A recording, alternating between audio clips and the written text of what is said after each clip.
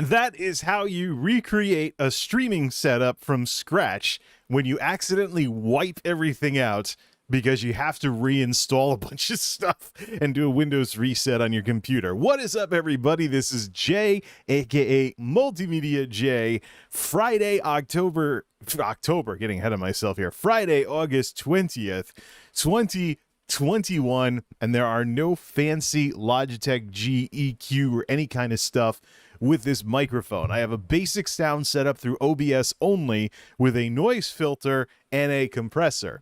Now, I was experimenting with compression stuff here. For example, I was experimenting with using the same compression settings as music, as opposed to trying to sound like a radio guy. I don't have the EQ to sound like a radio guy, but I can do compressions and noise reduction. So that way things actually go silent when I stop saying stuff like this. That's the RN noise thing. So recently we've been experimenting with various Logitech G presets with some of the fancy stuff that Logitech is teaming up with Blue Microphones to incorporate into things like the Yeti Nano, as Elgato basically creates a boutique suite, essentially, of products that streamers and other content creators can use to basically have Elgato everything and stuff along those lines. The problem I was running into was I think the RN noise suppression was getting in the way of everything that I was using the Logitech stuff for. When this hurricane that's about to smack into Connecticut is in the rearview mirror and the power's back on, we'll pick up with the experiments of various things here and there. But for now, it's about just getting through the storm. And so tonight's discussion, so I think RN noise was stepping on the toes. I think RN noise was stepping on the toes of all the stuff that I was playing with Logitech G. I think Logitech G is set to basically be a DAC for audio, digital audio converter and stuff like that. And what I think's going on with the Logitech G thing is that it basically is being programmed to run all by itself. So that way, if you're streaming maybe with something other than OBS, like say the built-in streaming with Discord or something, you still have options. Although OBS is still available to use as a virtual camera, so you can have something. You can have basically OBS do all the work for you and then send it out to somewhere else. But the thing is, this Logitech G thing is basically shoehorning these features into the Yetis, whereas Elgato is making the stuff from scratch. And that's what I think is going to be the difference between Elgato and Blue/Logitech in this case. So anyways, yes, hurricane. Yeah. So yeah, Connecticut is getting its first direct hit from a hurricane in 30 years. Not since Hurricane Bob in the early 1990s, when I was a little kid, have we taken a direct hit from any kind of hurricane. So yeah, this is, as the name might suggest, the last chat stream before Hurricane Henri. Hey, what are you doing, man? It's Hurricane Henri. Don't you know how it's pronounced? Yes, I know it's pronounced. But I also know that I live out in the middle of the woods. And out here in this hick town, people are going to see Henri and they're going to call it Hurricane Henri. I'm sorry. They're going to anglicize it no matter what. It's Hurricane Henri. It's Tropical Storm Henri. I've seen numerous weather folks talk about it right now. So I know it's Henri. It's a fancy way of saying Henry, I guess, or fancy pronunciation or something. I'm not familiar with the name at all. I would just as soon call it Hurricane Henri. So, well, anyways, being the nerd that I am, I actually went and looked for any kind of Hurricane Henrys that have actually existed. Not this Henri name. I guess, I don't think there ever has been a Hurricane Henri. I went looking. It was like, why have we never used the name Henri for any hurricanes? I mean, it's like, does that sound like too Kansas for a hurricane or something? You know, oh, Henri, the farmer from Kansas out in the Midwest, is the name of an Atlantic hurricane. It's just like, So the big question, drinks at the ready. We got to use them up anyways before the lights go out. So the big question, the big question on a lot of Connecticut folks' minds is Eversource going to even remotely have their stuff together rebuilding the power grid? Because we have new regulations in play here where they can get fined and stuff if they don't restore the power quickly enough after a major event. You can even, get reimbursed for spoiled food, things along those lines, but that assumes you're an idiot who buys a lot of refrigerated stuff right before the lights go out. Me, I'm not. So picked up some chicken patties because I have a lot of frozen vegetables left over. So I'm going to have a chicken and vegetable festival tonight and tomorrow. Haven't had supper yet. So I'm going to have a chicken and vegetable festival here, basically, and eat all the stuff in the freezer and then basically have all that be done by the time the power might be going out on Sunday. And, I've got plenty of stuff for peanut butter sandwiches, and I've got crackers too, which is what I did for Storm Irene as well in 2011 with the week-long power outage from that as well, is crackers is just boxes of crackers. It was inspired by the hardtack that people ate on ships and stuff like that back then. It'd be nice if I could get some protein, though, so I'll try for like peanut butter sandwiches or peanut butter crackers. And for non-perishable drinks, Diet Pepsi. For caffeine, I've drank warm soda before during a hurricane situation, and canned seltzers for non-caffeine and stuff along those lines. So, yeah, it's sort of, I know it sort of works and whatnot, but have something water-based, something with caffeine in it, something like that. It wouldn't be the first time I drank warm soda during a hurricane outage. The question with the power outage is this. I think a lot of this boils down to how well the transmission lines hold up. That's the big one. If the transmission line gets blown down, you're talking about a big outage. So, residential lines, the bucket trucks will be doing their thing after the storm. It's a different situation for me than it was with Tropical Storm Irene and Superstorm Sandy. Because I know, number one, not as far out in the woods as I used to be, so a little higher up on the priority list for getting the lights back on. Number two, I'm in a part of town with some essential services.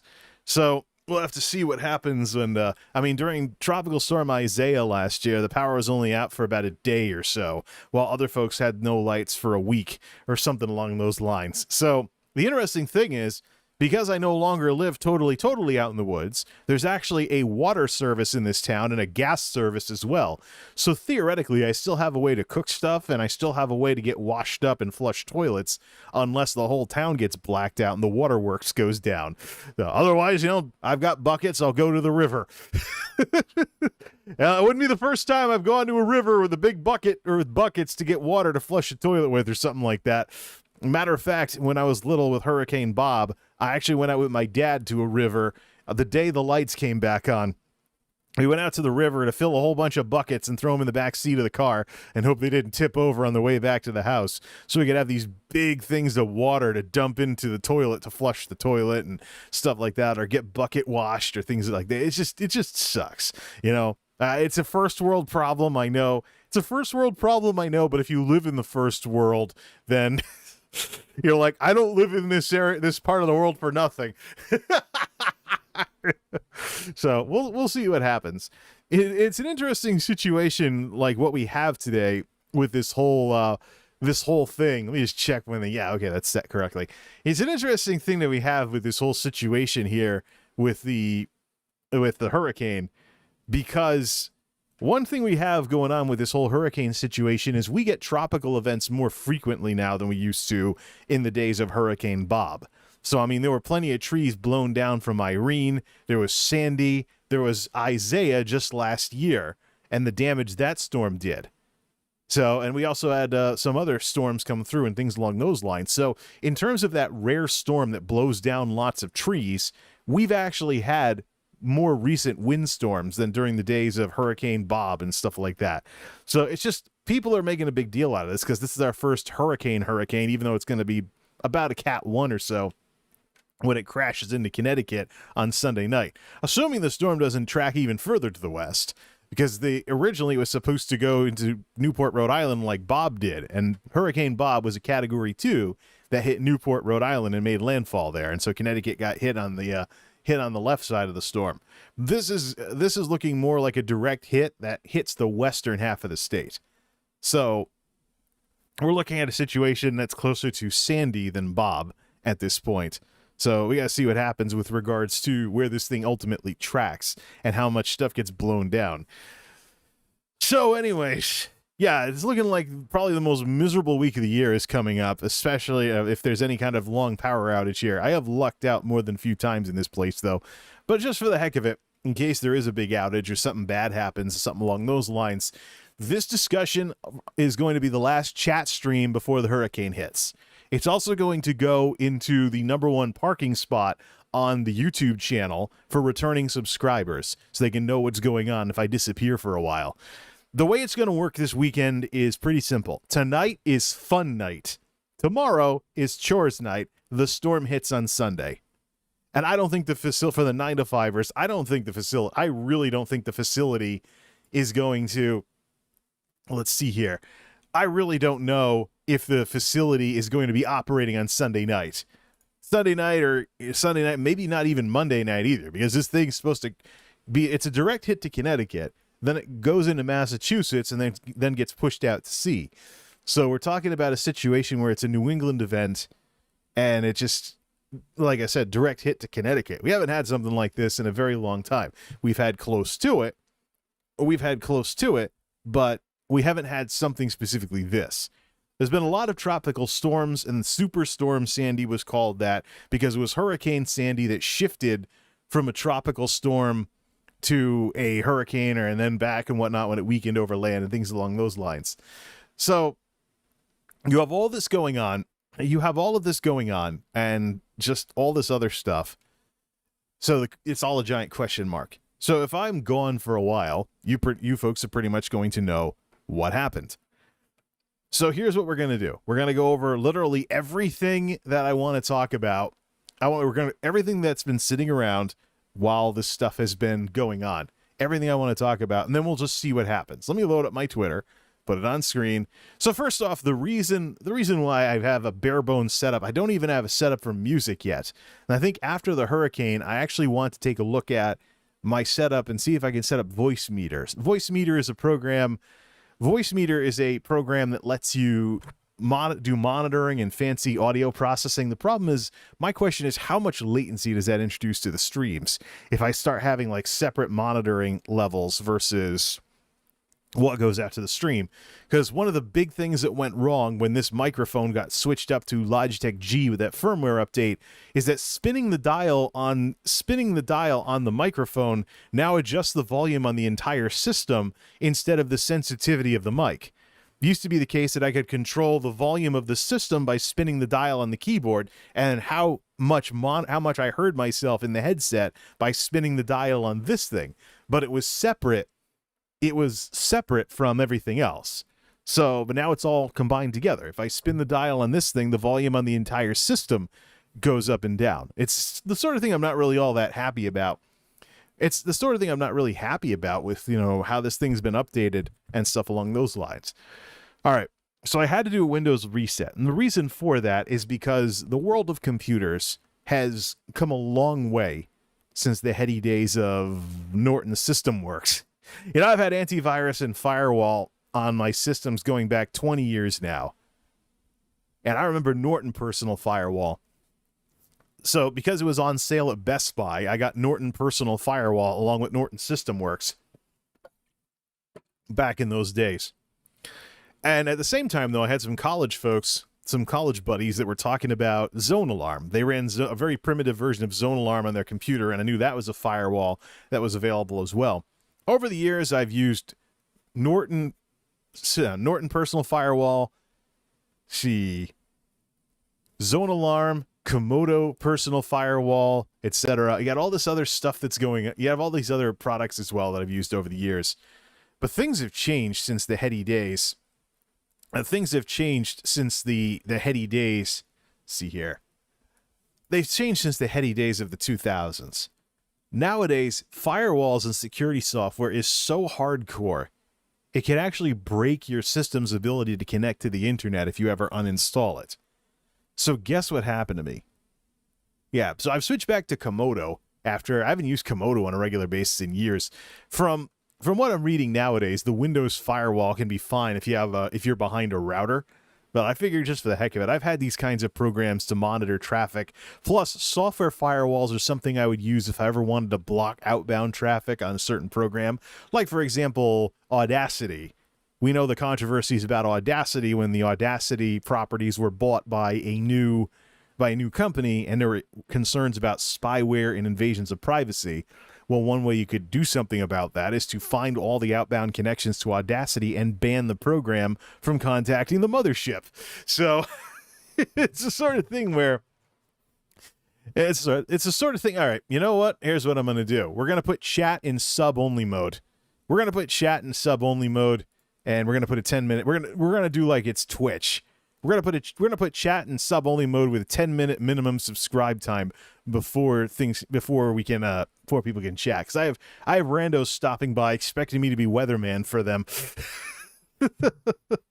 So subs, you need to hit subscribe. You have to be, after 10 minutes you can send your first message. So we'll see if we get any subs this way. I'm probably going to regret this because now people have to sub. So it's going to lead to, nah, you know what? Let's turn this off. We know this won't work. Because then what'll happen is there'll be a lot of extra alerts interrupting me. It'll be a lot of extra alerts that are interrupting me. And then then we would just have people subbing and they'd be inactive subs because they only subbed asking their banal question and stuff like that. Hey, by the way, I should probably throw in a mention of sea lioning. I know what sea lioning is. So if you ask questions that you can easily get the answer to yourself, I'm not going to answer. It's that simple. I know what sea lioning is. I know there's people that go around trolling on the internet when they could be, Googling things themselves. So let's shut that down in a hurry. Anyways, personal firewalls are pretty hardcore these days, so I knocked my system offline, and nothing I did could get it back online. There's actually a cleaner program for removing traces of zone alarms, so I decided to do a system reset, and I forgot to export all of my stream settings and things like that. Video will be pretty easy to set back up. Just reinstall the program, and, I can actually recover a lot of the assets from Wacky World of MultimediaJay and stuff by just clicking and dragging and adding a few things. A good cleanup of my video editing software is probably a good thing to have every so often anyways, to keep it lean, mean, and clean, so to speak. But streaming in particular, I thought that there was a way, I thought that your profiles could be saved in my documents or something. But it's only the ones that you export. So basically, I've created a basic profile here for a chat stream. What I'm going to do is later tonight, I'm going to do a game stream of Elder Scrolls Online. All this is going to be on YouTube, by the way. I'm not touching Twitch for a while. There's too much controversial stuff on Twitch. So I'm going to be playing Elder Scrolls Online for a bit, basically to start doing in my gaming streams what I've been wanting to do for a while, and that is on the ESO side of things, the construction projects, and things like building houses and stuff along those lines. This will be the sort of thing that Braylon, aka Fluffy Monkey, would be interested in, because the way I'll be playing ESO is to decorate all the player houses and set them all up. I mean, I have a project where I'm building a Paladin Cathedral. I'm building branch offices for all the in-rooms for my NPCs that I can sell stuff to and access the bank with. So that way I can fast travel to one of those places and I can fast travel and sell extra stuff. The only thing I can't do is repair gear. That's the only thing that ZeniMax hasn't set up yet. There's no way to repair gear with an NPC just yet. I don't know. They could set it up so that the merchant NPCs can repair your gear as well. I think that what ZeniMax is going for, though, I think ZeniMax is looking specifically to, let's see here, just make things a little bigger. I got a lot of recommended stuff related to what happened in Afghanistan on my Twitter. So I'm seeing, so hey, follow this Taliban guy. No, just because I read tweets of certain people involved in what happened in Afghanistan doesn't automatically mean I want to follow them. Twitter. So anyways, yeah, so for ESO, why don't we put that on? Let me just put this on the screen without a description. And let's test out our new browser mode on this thing. Oh, it linked right up. So it's good to clean things out from time to time. Yeah, I also have Google Chrome set up, so I have a separate MultimediaJay profile, so I can stay logged out of everything and not have it be like, hey, do you want to do this? Do you want to do that? Hey, maybe you should do this. Maybe you should do that. Stuff like that. So we're still getting sound, right? All right, good, yeah. So here it is. This is the castle that's on sale, the Panther Fang Chapel, and this is my character. Basically, I bought it furnished. And some folks might be like, Jay, you're crazy. Do the math on that. Well, let's see, what, 17,000 is what, 17 grand or something for a price? Why don't we do that? Let's do the math on that. I don't have the calculator set up for this yet. But let's see. The Panther Fang Chapel for ESO is what? 17,500 crowns. And if I go to Steam right now, 17,500 crowns. Let me just bust out the calculator here. Let's see. I don't even have it pinned to the start menu yet. Let's fix that up. Get the stupid links off. Like, hey, you want to use Spotify? Get a couple calculators or get a couple Excels ready. But with the Steam thing that's going, wow, Steam's not even running. Let's start Steam. Let me go see that thing here. There's no surprise updates for Steam, right? I really don't need bandwidth getting sucked up by this thing. Connecting Steam account. Yeah, so if the power gets knocked out for a week, I wonder if I can get courtesy credits on my various services. Oh, let's see what that is. I'm sure there's something in the legalese, but oftentimes they'll do it just for being just to be polite and make their customers happy so they don't leave. Although I don't know why the cable company would want to risk driving people away to Frontier, especially in this day and age of live streaming, which is the number one reason why. Yeah. Enter your date of birth. Whatever. Let's see here. So there's a crown sale going on for ESO. So in order to purchase the castle cash, you're talking about $90 for 21,000 crowns. So we just looked up the price of that thing. It is the Panther Fang Chapel. It's about $90 US. So usually these manor-sized houses are the sort of thing that costs like $100+. And a triple-digit microtransaction doesn't sit very well with me, but I've made discretionary purchases that are like $60, $70, $80. So it's not as big of an issue, especially if I think something's good enough to be my new main base of operations. So 21,000, 17,000, give me my calculator, darn it. So the cost of this thing furnished is 17,500 crowns divided by 21,000, or 83.333%. We multiply that by $89.99. So the cost of this thing is about $75. Considering these things usually cost like $150 or so. So in order for me to spend $75 on a player house in a video game, it had better be good enough to be my new main base of operations. And if you've seen the Panther Fang Chapel, it has a castle, it has a chapel, and it has a place to swim. It has literally everything that I want in a ESO player house.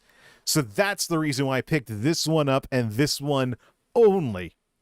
The only other way that I'm getting any other player houses in ESO, the only other way I'm getting any kind of player houses in ESO is for the monthly crown stipend from ESO Plus to add up. I've done that before. That's how I picked up the Daggerfall Overlook. I took like months off from playing ESO, but kept the sub going. And this is before the stipend got increased from 1,500 crowns a month to 1,650 crowns per month for $15 a month. So so discounted crowns, and those add up pretty quickly. So you take a break from the game and you go play World of Warcraft or Star Wars The Old Republic or something, or Guild Wars 2. I played a combination of every other MMO I play besides ESO. And then you come back to the game, you have a crap ton of crowns that piled up while you were gone, you buy something, like a castle. And so that's basically what I did, was I bought this. This is basically the upgrade. This castle is basically the upgrade to my from the Daggerfall Overlook because of all the stuff that's in it. Literally every single building project that I have in Elder Scrolls Online has something that represents it in this specific player house. So it is not a problem for me to buy this as a new base of operations for like $75 instead of buying Madden every year. Now, it's an expensive DLC, but I have big plans. This will also be my main character hub for going to sell and, sell gear and access the bank and things along those lines. If I have guests from my guild over or something, or, I host a party for like Vendalia's stream folks or something, they all hang out there, come check the house out. Yeah, this is like that thing from like back in the day with Staffa and Ada Continues, where He was like, we were talking about Elder Scrolls Online before it launched, actually. And he's like, yeah, it should be like Skyrim Online. Hey, check out my house. Yeah, well, that's basically what this is. What I find, good. It's good to get your pointer back in these things. What's interesting, though, with this Elder Scrolls Online player house here, is that what you can do with these houses, you only have one primary residence in ESO. So your character, and we might as well talk about it here and then put actions to our words inside the game later on with the gaming stream. But let's talk about the theory behind what it is that we're doing here.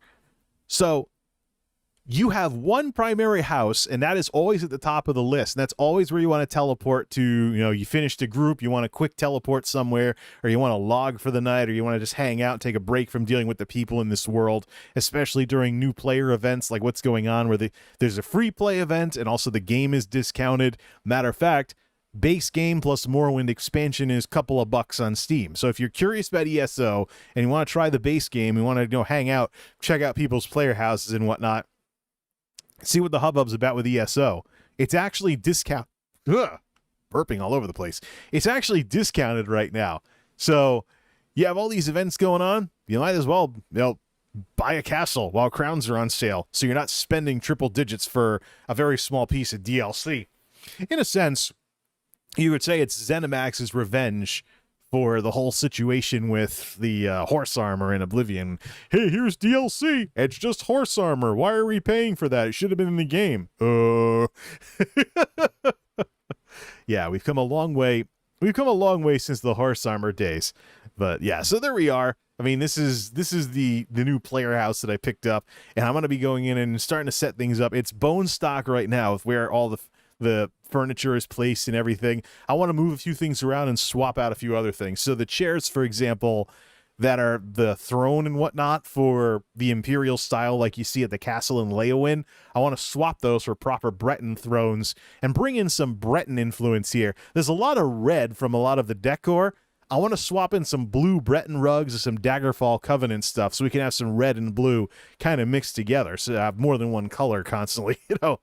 It's almost like I'm an ESO Lord of the Sith by having all this red everywhere. Certainly reminds me of the Sith Empire in Star Wars The Old Republic. So yeah, Elder Scrolls Online. So Fun Night, the rest of Fun Night is going to involve me, just playing this game. Have the fun tonight, get ready for the storm tomorrow night, cross the fingers Sunday night, and see how long the power's out. I mean, if I come out of this with no power outage, then I'll be like, this is the best place I've ever lived. Because I grew up where, a squirrel could walk into an electrical substation and you'd have no power for 7 hours. So I've been that far out in the country before. And of course, there's generators and stuff. You can always do generators and things like that. But here's the thing. If there's no backup, if there's no battery backup for, your internet or anything, what's the point other than being able to run the air conditioner? So it's just that's the thing. If this were a winter storm, it would be less of an issue because we still can get heat when the power's out. But because there's still gas and there's still water here because it's a city service essentially. But just so many bad memories from when I was growing up and at the last place I was at that was further out in the woods. Got to cross your fingers on this one. Let's scroll to Twitter.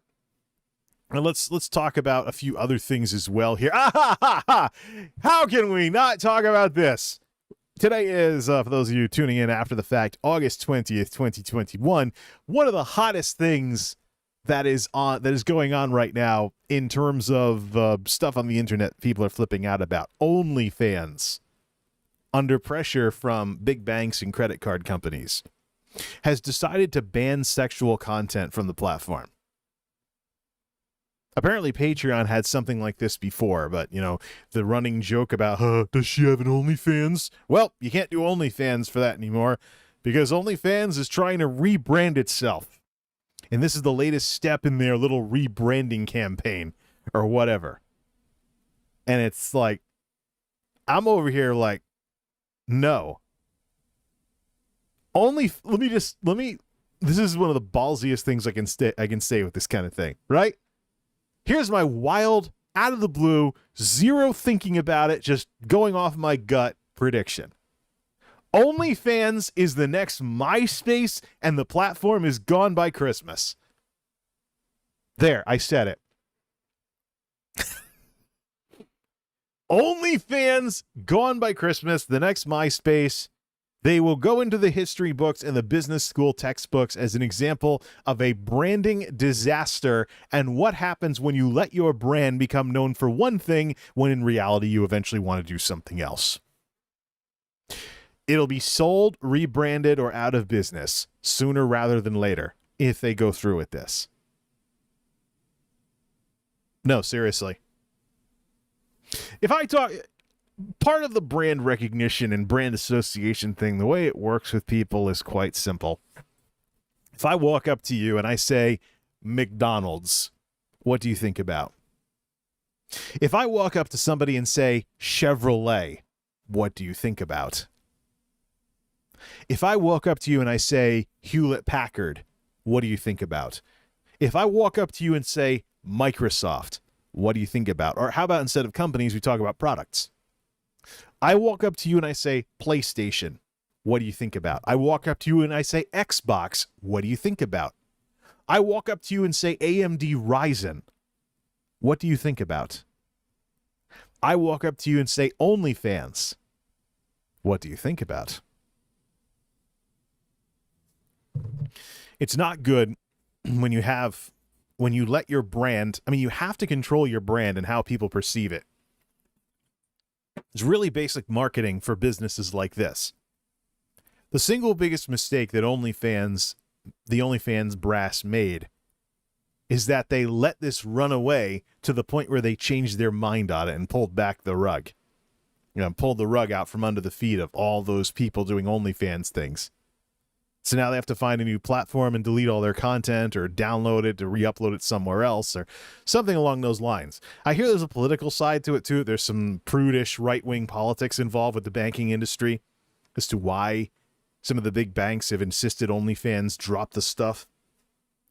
But I'm sorry, OnlyFans is known for adult content at this point. It's a meme. It's a joke. They will not survive with the OnlyFans brand.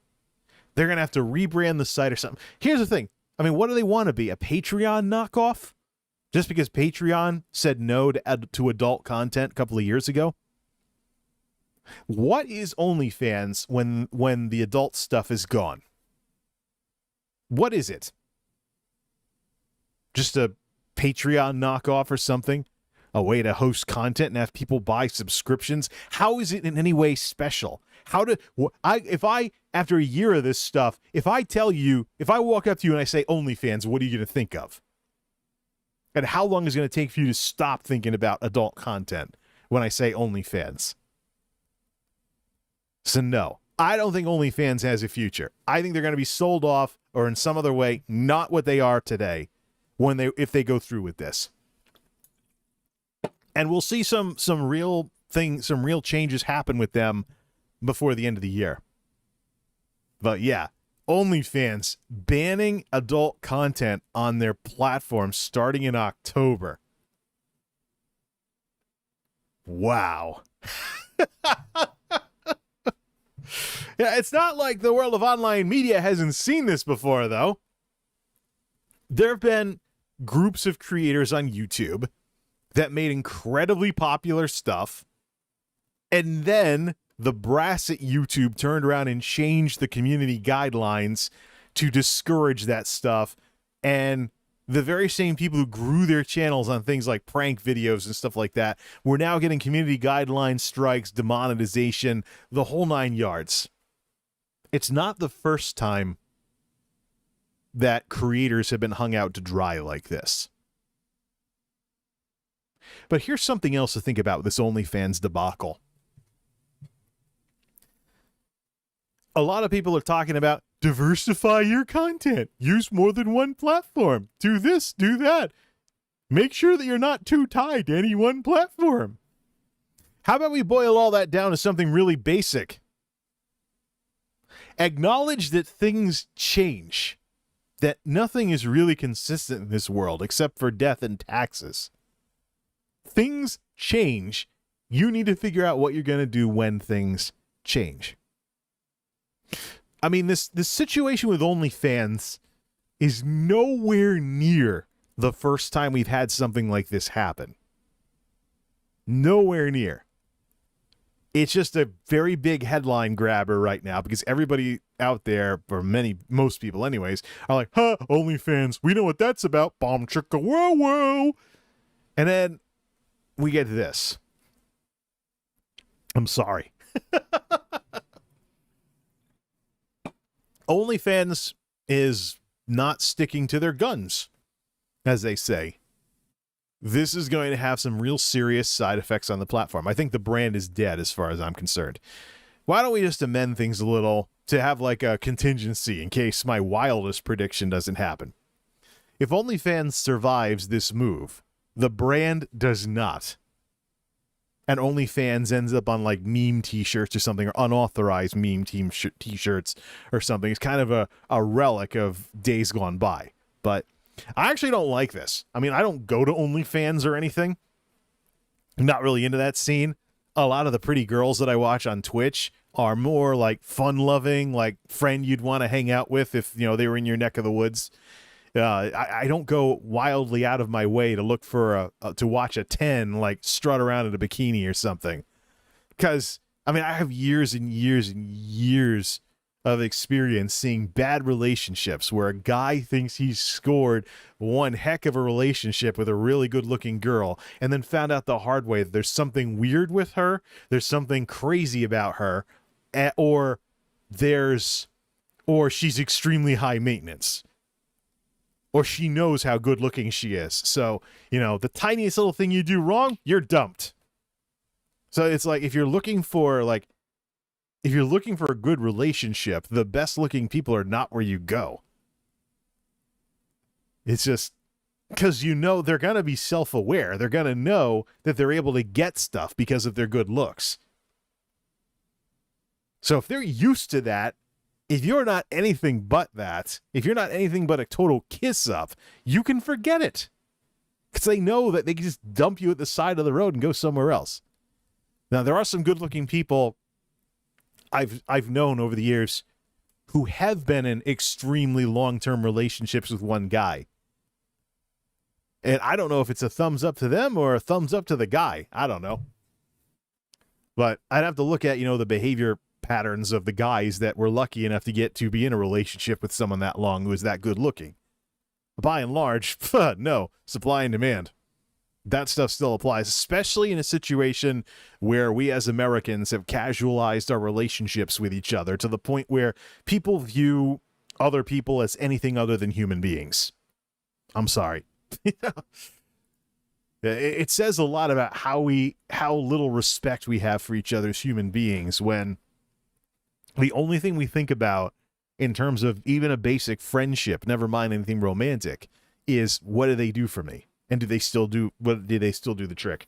You know, one of the things I run into with people doing this to me, especially those lovely friend zoners out there, and I'm not just talking about like you want to get together with them romantically and they friend zone you. I'm talking about, you know, they suddenly come out of nowhere and want to be friends with you, but then you feel like they're just using you for something. I know that, you know, as a longtime nerd myself, that oftentimes guys like me get used as walking encyclopedias to get questions answered. The thing is, though, eventually people like me, we wake up to this stuff and we start giving crappy off the cuff answers so we don't waste too much of our time, especially when we know that somebody's only using us for answers to their questions. But quite seriously, folks, you got to invest in your relationships with others. Don't leave people at arm's length as like a walking, talking encyclopedia. Unless it's like your plumber who you'll usually say, hey, come fix my sink.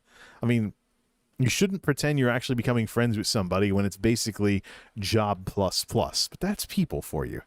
They complicate things. It's ridiculous. But yeah, how do we even get to this discussion? We got to it by talking about good-looking people and the way they use others. So, and all this because of the OnlyFans debacle. So yeah, OnlyFans, I don't think the brand has much of a future. They're not YouTube. They're not Twitch. No, they're OnlyFans. This is the equivalent of a company giving up on what's good and what has grown the company.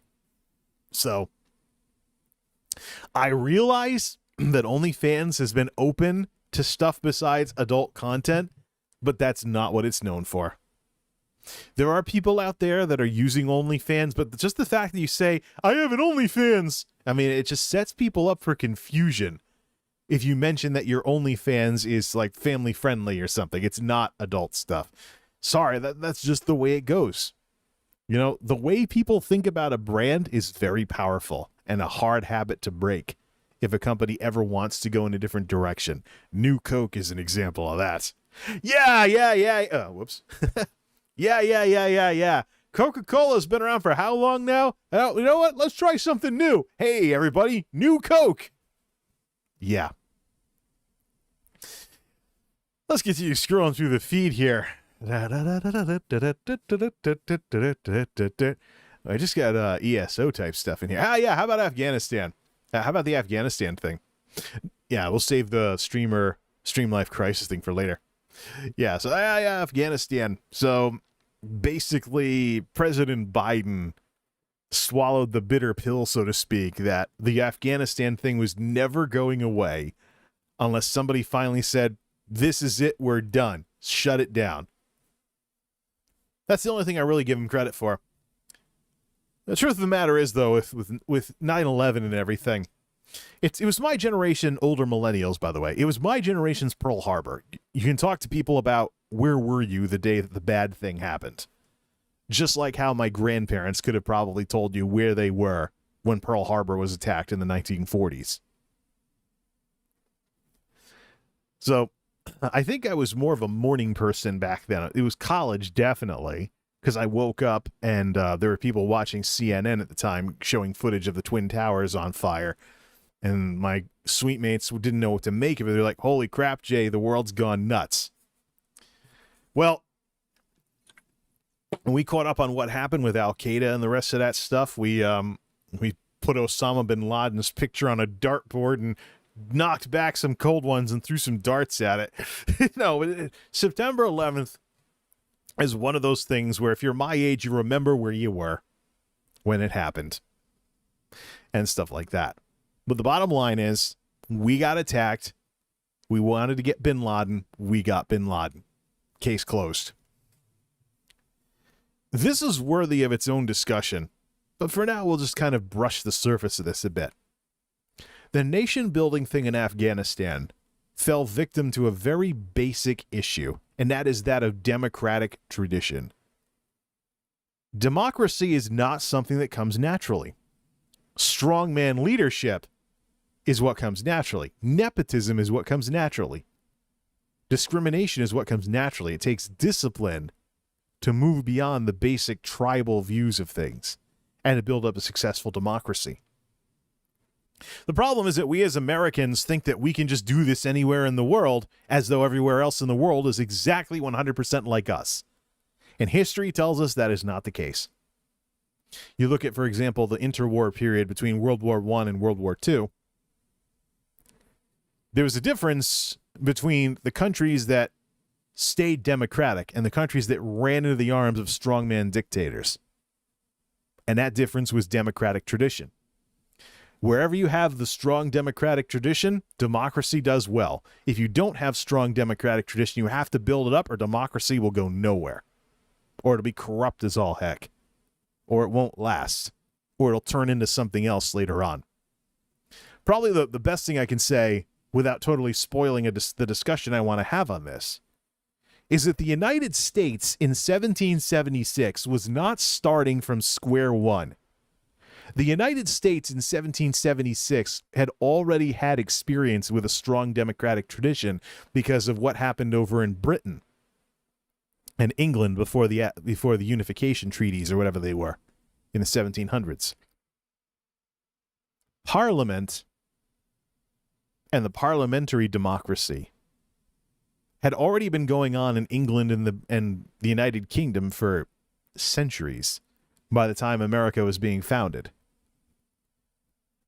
You can see evidence of the strong democratic tradition in play with Revolutionary War quotes like, no taxation without representation. Stuff that brought along the American Revolution.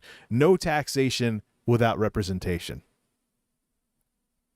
That wouldn't mean anything if there wasn't already a strong democratic tradition in play in the colonies before the Declaration of Independence was signed. That wouldn't mean anything if there wasn't already a strong democratic tradition. It would be like, oh, who's got the bigger guns? Let's get more muskets and let's just, let's march on, well, kind of hard to go back across the sea and, say, hey, King George, lower our taxes, darn it. But that's the thing. 1776 was the thing because there was already a strong democratic tradition among the English colonists. That's how phrases like no taxation without representation even meant anything back then. That's how the individual rights championed in the Declaration of Independence could mean anything. So we weren't starting from square one as a democracy when the Declaration of Independence was signed. We brought a very rich cultural tradition over from England. In other parts of the world that don't have the strong democratic tradition, they don't have that. And so there's, at least until you get it, within a generation or two of strong democratic tradition. At least, that kind of stuff. It takes a while to build that up to where it's ingrained in the culture. If you don't have that, forget about democracy. And so we find out with what happened with the Republic in Afghanistan that it was highly corrupt. The elections to elect the president were questionable. There was drug policy that was actually stricter under the Taliban in terms of regulating controlled substances and things like that. And then, of course, we have this foreign aid coming into Afghanistan, and it's going to the cities, into Kabul and the stuff. And you see journalists going out to Taliban territory, to Taliban country, as the Taliban was getting going in the country again. They go out to Taliban country and they're talking to these farmers out in the middle of Afghanistan that are like, yeah, I mean, all this money coming over from the West, the dollars aren't coming out here. They're only going to the cities. How have we benefited from this government? Pretty darn good point. So when you get the other side of the story, the whole thing that happened in Afghanistan makes a lot more sense. It's not even about whether or not the U.S. could have won the war. The U.S. could have bombed everything into a parking lot. It's about what was being propped up and the problems that government had and the problems of the idea of democracy in essentially the backwood hick country, so to speak, of Central Asia, where there's lots of tribalism, warlord stuff, where warlords are changing sides to cover their ass and things like that. Some people have found parallels between, out in the country in Afghanistan and out in the country here. So just like some people have found some parallels between the Taliban and, far-right folks, far-right prepper folks these days, or the Duck Dynasty generation or something like that. I mean, people say stuff like that, but the big thing in play here is opportunity cost. When we're sending all this money into Afghanistan, into a government that isn't doing a good enough job to justify the investment, at some point you got to pull the plug. So, I know it's my generation's war too, by the way. I've known some folks over the years who fought in Afghanistan and served some tours of duty. I can't imagine what they're thinking right now. Well, the truth of the matter is, we can't go thinking that we can just take democracy anywhere in the world and it'll prosper all by itself. It didn't prosper with us all by itself. The British had to build that up for centuries, and then people in the colonies wanted it, and now we have the United States, trimming the fat of the trappings of the royalty and some issues related to parliamentary democracy and stuff like that. Working on some other things lined up for us luck-wise, and next thing you know, we have the most successful constitutional republic in the history of the world. But long before the U.S. became what it is, British democracy was essentially the lighthouse of democracy in the entire world, in a world of monarchs and absolutism and all kinds of other stuff like that. So you cannot say nice things about America without giving the British credit. Yeah, the parliamentary democracy in Britain has at least as much to do with America's success with democracy as anything actually American.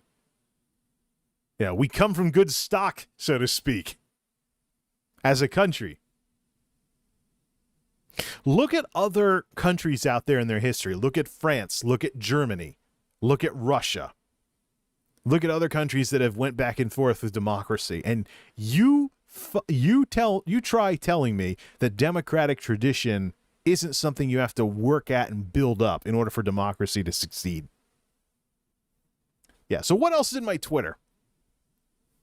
But yeah, you need a strong democratic tradition for democracy to succeed. You can't just export it anywhere. Because if people aren't used to it, they're going to be like, what are we doing this for? And good luck getting anywhere with that. Lastly, probably the very last thing as I scroll through my Twitter here that we should talk about is the stream life crisis. And all of this goes back to, let's get the blog entry here. MultimediaJay.wordpress.com.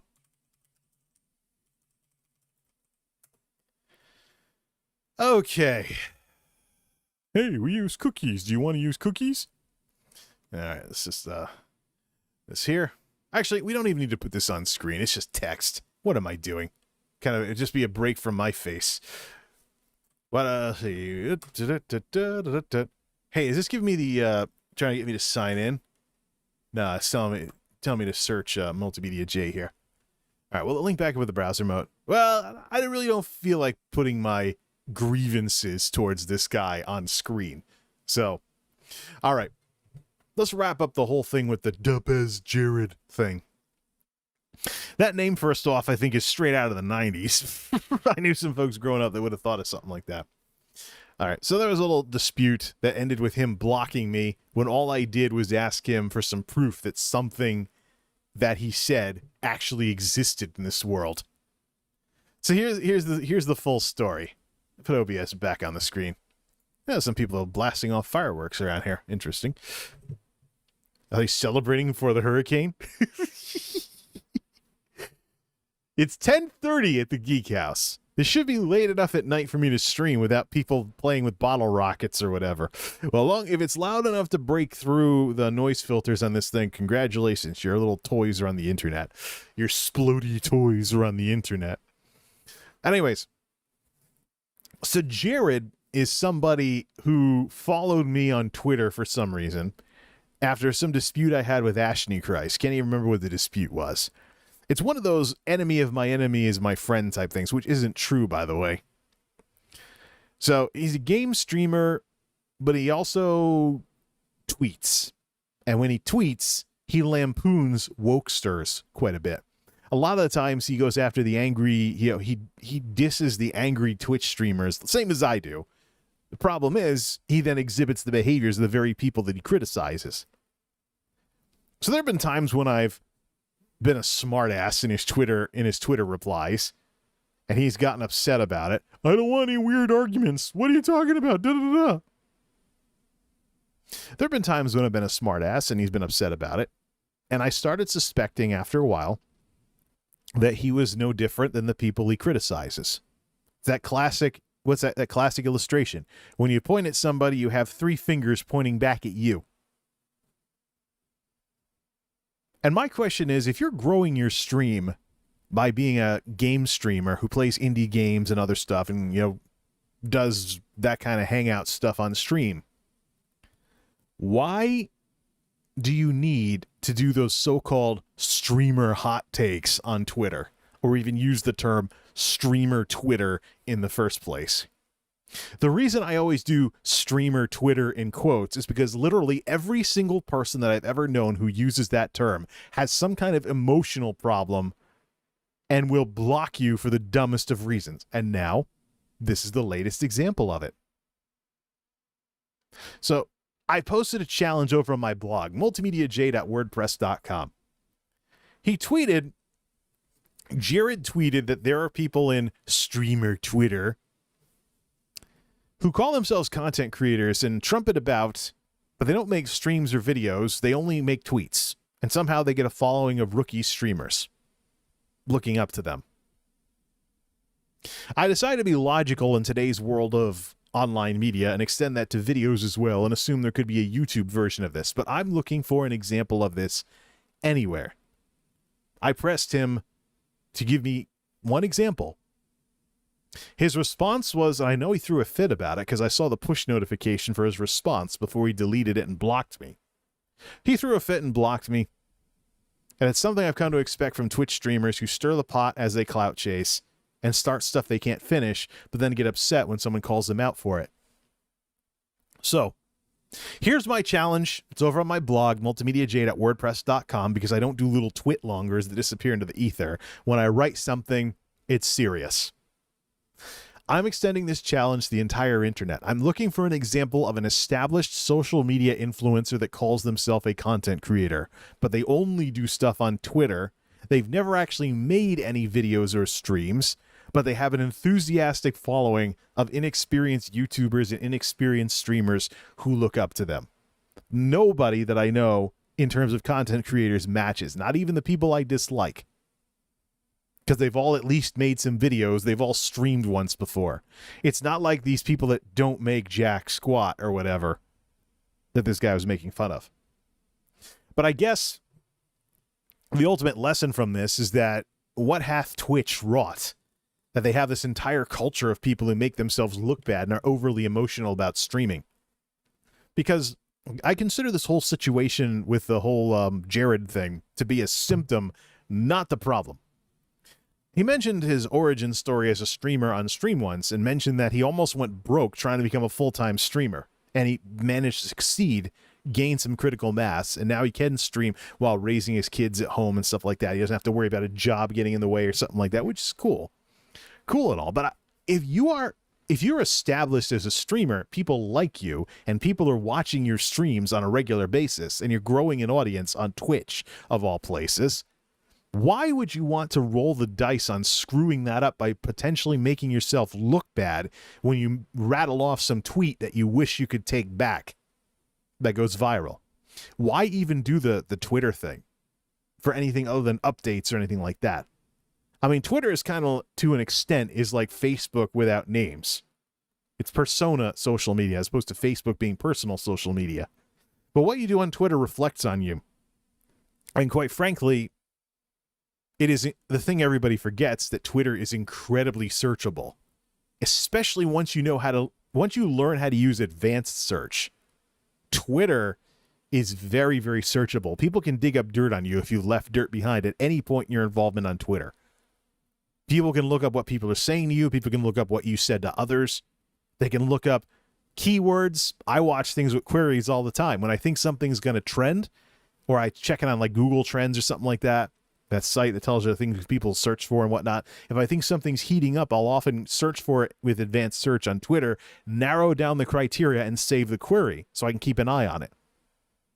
But yeah, folks, Twitter is not something where you can just do whatever and it will never come back to bite you. And you'll never get called out on it. Twitter is very, very searchable. It's public by default, so any rando with an opinion can storm into your tweets. And even just today, I ran across somebody. Why don't we just go looking for it right now? Let me open up my browser again. There's a service called MegaBlock for people that want to block people. They hate a tweet and they want to block the person that posted the tweet and everybody that liked the tweet. Let me look up MegaBlock later. Here we go. Who is this person here? Yeah, who is this person here? Twitch.tv. Why don't we just look on Sully Gnome? SullyGnome.com. Got to retype it now because of this brand new browser and history and stuff. New profile as well. Google Chrome can set up separate profiles here. Let's see if she has a Twitch. Yes, she does. Twitch affiliate, right? Oh! Give me the 365. We're not going to publicize her or anything. Yeah, so over the last year, she's had more than 20 concurrents, but 30-day, 84 or so. Yeah, 20, over the last 14 days, an average of 20 viewers per stream while playing League of Legends. So, angry little Twitch affiliate, 20 concurrents, at least over the last 14 days, League of Legends, main game. Only streamed once for 2 hours. Peak viewers was 24. It's the template. Angry little Twitch affiliate blowing up about stuff on Twitter. Blah, blah, blah, blah, blah. And she's at the top. If you look from, she's near the top now. There's a service called Megablock that blocks a tweet, the person that made the tweet, and everyone who liked the tweet. So if you want to block like tons of people at once, you can use the service. But if you have to brag about something like this, you're taking Twitter way too seriously. But yeah, okay, so they have it. Okay, so they have it. So she has a Twitch. Angry little affiliate, 20 viewers. Just not 20 viewers over 30 days. 20 viewers on the one stream in the last 2 weeks. 20 concurrents. God. You think people would become self-aware when they were an angry 20 concurrent Twitch affiliate? It's stuff like that. Yeah, it's what hath Twitch wrought, though. I mean, Twitch is a platform that skews younger and younger. There's more and more teenagers using it, and more. So, and then people complain about people in my chat are immature. Of course they are. You're basically in an online high school.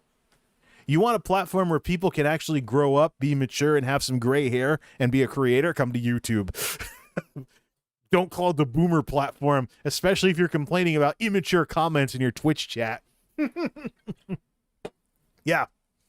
Twitch actually was like 20% teenagers, and now see. What are they at? Let's just do a demographics thing for Twitch. Twitch advertising. The Twitch advertising page is where you can see the big slideshow for, hey, what are the demographics, and how Twitch sells itself. Meet our audience. Let's see here. 7 million unique streamers every month. Sales insights. I think I scrolled down too far. Do they still have the age groups or something? Yes. Nearly half of all Twitch streamers are 18 to 34, 21% now, 13 to 17. This gets updated from time to time. But yeah, Twitch is basically a high school. If you want immature, juvenile stuff, you'll probably find it on Twitch, which is quite interesting. I mentioned Aurelian and What's-Her-Face, the HR or the COO, leaving Twitch when Zach Bussey was talking about it earlier. So both the people involved in the infamous Twitch simp ban discussion have now left the company. Because that's the irony of it all, is that Twitch is just skewing younger and younger and younger, more and more immature, especially as more games try to become the next Fortnite and attract very young audiences, including kids that are pretending to be 13 years old when they use the platform. Just Twitch is skewing younger and younger and younger. Makes me wonder why anyone, my age or older would even bother with it anymore, other than it's a platform. So just to not be totally absent on the platform and things like that, hence my little token presence over there. But Twitch keeps skewing younger and younger, more and more immature, more and more juvenile, and yet people complain so much on Twitter about the way people behave in Twitch chats. Like, put 2 and 2 together. Put them together. If people are immature and disrespectful in your chat, they might very well be immature and disrespectful in real life. I mean, you talk about Twitch and their background with gaming. There are some games that have been known as kiddie games to where you can basically expect toxic behavior because you probably have someone's kid throwing a fit if they lose. Now, World of Warcraft used to be that way. Then League of Legends did some of it. Overwatch has done some of it. It's the sort of thing where, if you play the game, you're probably going to run into that kind of thing. Final Fantasy probably has it going on too, because, cat people, so, anime RPG, and everybody, teenage protagonist saves the world from the ancient 5 million year old evil monster that was sealed away for whatever years.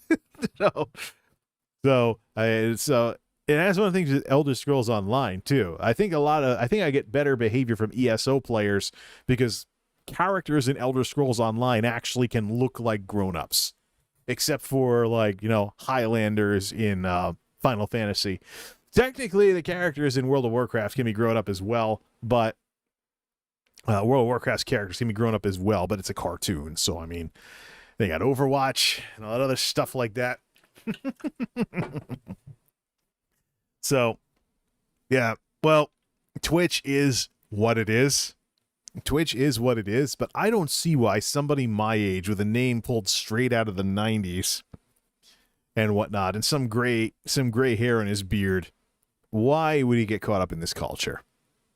Is it really worth it? Is it really worth it to potentially have people get the wrong idea of you, or you have to throw a fit and block someone for a really stupid reason just so you can fit the mold of what Twitch streamers are like? And how about those angry Twitch streamers that are either angry little affiliates or barely partnered as Twitch partners? They're not the people who are taken off. They're not the people who have the huge audiences, the merch stores, and the built-in editors. They're not the people that have a decent amount of crossover to YouTube, where they have a decent-sized YouTube channel by virtue of the part of their audience that will actually watch their YouTube videos. Which, by the way, Jared's YouTube channel, looked at the numbers earlier, showed all the signs of a honeymoon period, but the numbers were dropping down. One of the things you can do when you see a Twitch streamer come over to YouTube, you can take a look at their Sully gnomes to get the actual number of views per stream. Because, of course, the difference between views and concurrence, you can actually look at your Sully gnome. You can look at these people's Sully gnomes, get the views per stream, get a view counter, an actual flat view counter, as opposed to a concurrent count. And you can look at this kind of stuff, and you can get the answer on that. And what the... that's the problem. Let's close this. The stream's still going, right? The links in this thing aren't exactly what they should be. Let's mute. Mute the tab. Channel. Don't play. Okay. It just disables that. Manage videos. My links are not in one place. My links are not the way they're supposed to be. Let me see here. Just check some of this. Yeah. But this whole situation with this, why with this Jared thing? His YouTube, why don't we actually type that in, actually? Yeah, let's go back to regular YouTube and mute the tab. And we can't go back to regular YouTube. Let's just go to regular YouTube and let's mute the tab. Let's see. What are his numbers like nowadays? Not going to put it on the screen. He recently started a YouTube channel. He recently started a YouTube channel with stream highlights. All right, let's see here. 1,200, 595, 309, 485, 192, 346, 128, 74 views with 400 subscribers. And a crossover audience. He said, oh, yeah, we skipped the first step in the ladder. Oh, yeah, we skipped the first step in the ladder. Unfortunately, there's also this in play. So a couple hundred views. Yeah, he's not starting from square one because streamers coming over usually have crossover audiences. Sully gnome for this guy. Sully gnome for this guy. 127 concurrence as a Twitch partner. That's not exciting. Most of the folks I watch are closer to the 1,000 mark at this point, or the 500, 600 mark at this point. Must look like he got a lucky host along the way and got a bunch, or he got botted and bot followed and stuff. Let's look at streams. 5 streams for the last 7 days. We can actually do 30 days. Probably a better option for that. So you can actually get the view counts for streams. 1,300, 547, 173, 176. These are short streams that have the low numbers, though. See, there's a glitch with that. It's not uncommon when he puts in a decent length stream for him to get like 1,000 views or whatnot. So that's the real audience that he's picking up despite his concurrence. Give you an idea of the differences between views and concurrence. One stream he has. See, make sure I have the right thing here. Yeah, average. 189. Where is it? All right, let's do this one. 208 concurrence on average for the stream, equating to 1,100 views. 1,100 people stopping by the stream during the broadcast period. And that's one of those things that adds up. If you stream for a very long time, you can brute force your way into getting decent views off of a stream, which makes me wonder about YouTube and their support for long form, how that's going to work. So it's not hard for him to get 1,000 views. So he's got 1,000 people dropping by his stream. So what's the crossover when you only do that once on YouTube and then it dwindles down into like 200 or 300 views? And that's within a week or so. In like 24 hours or 3 days, something less than 100 views for this one that's only been up 3 days. That's the algorithm not helping you. That's the algorithm not helping you at all. So, anyway, just close the browser window on that.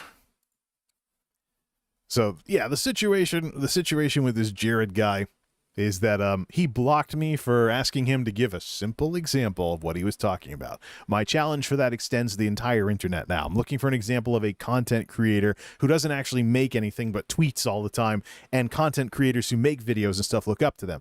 You could say Instagram, for like Instagram models and stuff who, talk about content creation on Instagram. Fundamentally, though, unless it's like a scammer or something, how can you become an established content creator, at least have a reputation for being one, and not actually make anything? That's my question with that. I can't think of any content creators I know of because they all make stuff.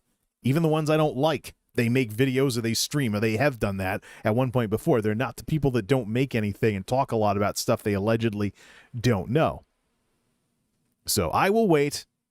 I don't blog very much anymore, so that challenge might stay in the #1 parking spot on the blog for months. But I'll see if there's ever an example of that.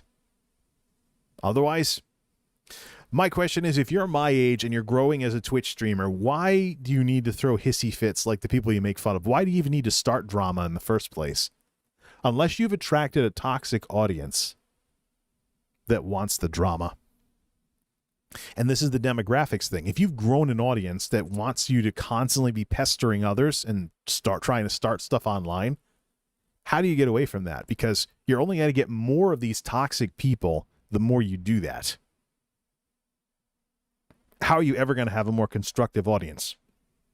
And as we see with something like XQC and whatnot, when your audience gets big enough, oh yeah, reopen the Twitter. When your audience gets big enough, you get to the point where if you have too many of these kinds of people in your audience, you can't raid anybody or host anybody, because the minute you do, everybody who's banned on your channel is now not banned on the hosted channel yet, so they can start harassing the person in your name. So you have a rotten audience. That limits what you can do, because the minute you raid, all the haters that are watching are going to start spamming chat, at least till they get banned on the other person's channel, and that might sour the other person's first impression of you. So you're better off just having a good audience from the beginning and, not appealing to toxic people.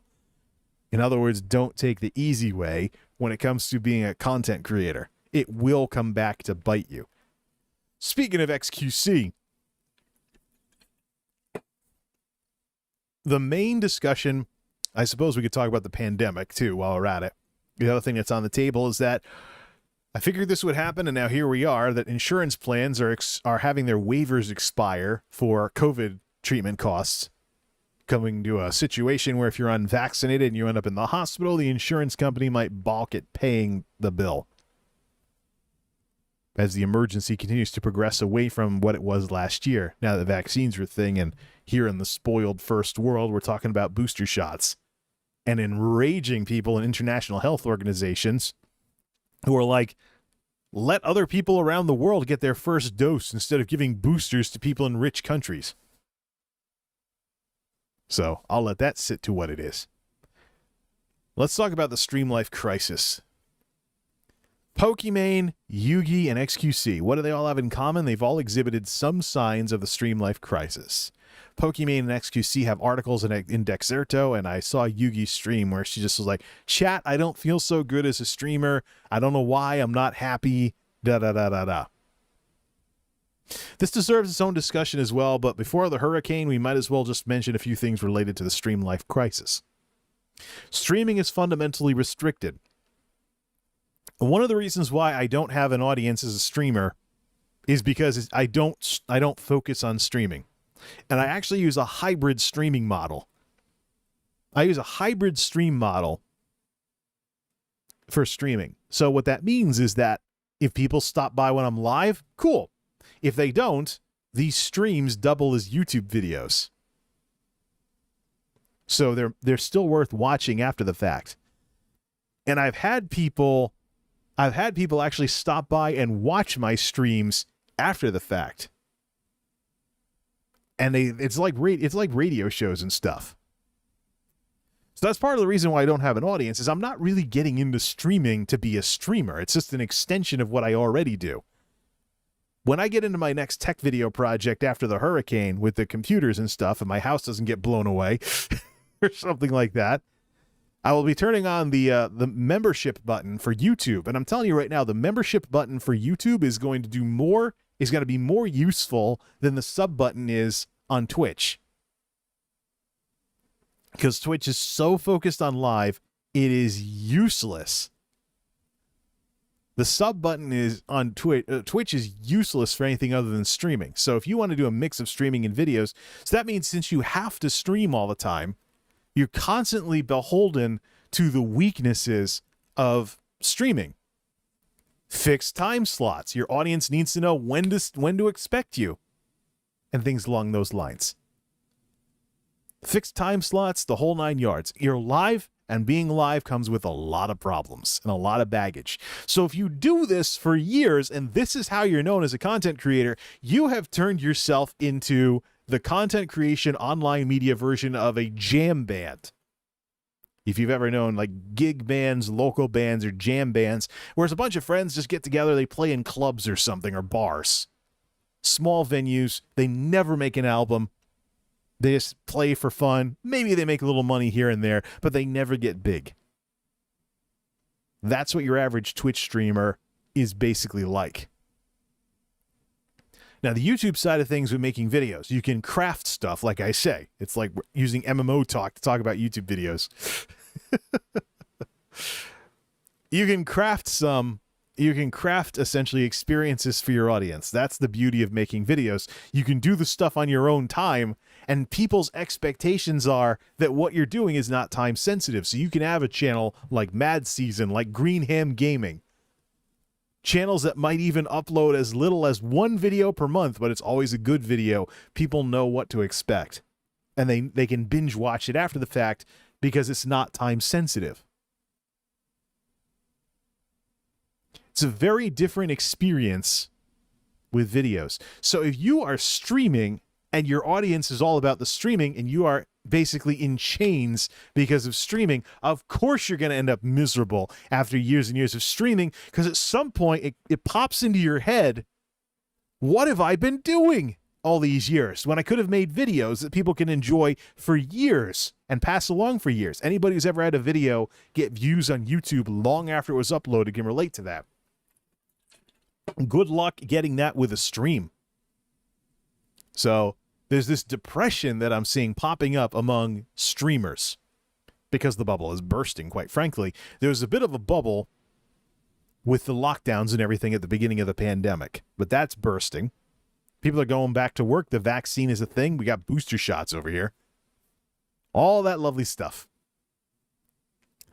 And so you may have gotten a decent amount of views last year when people were living vicariously through your streams because you were the only person in the theme parks when everything was locked down or something like that, like some of the Korean streamers that I watch were doing. A group of them would go to a theme park that was running with a skeleton crew, and in exchange for being able to stream in the park, they would have there'd be a ton of publicity. That's ending. And so, you know, the environment where you didn't have as many stream snipers and all kinds of other stuff, you went and like, hey, a day at this theme park, blah, blah, blah. That can become more of a thing now. So streaming is not what it was during the lockdowns. And to some extent, the good old days are never coming back because, like some critics have very bluntly pointed out,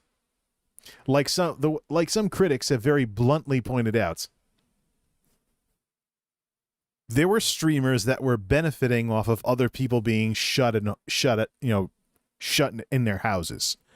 There were streamers that were benefiting off of other people being bored. And they essentially got to monopolize other people's ability to have experiences while they couldn't leave their houses.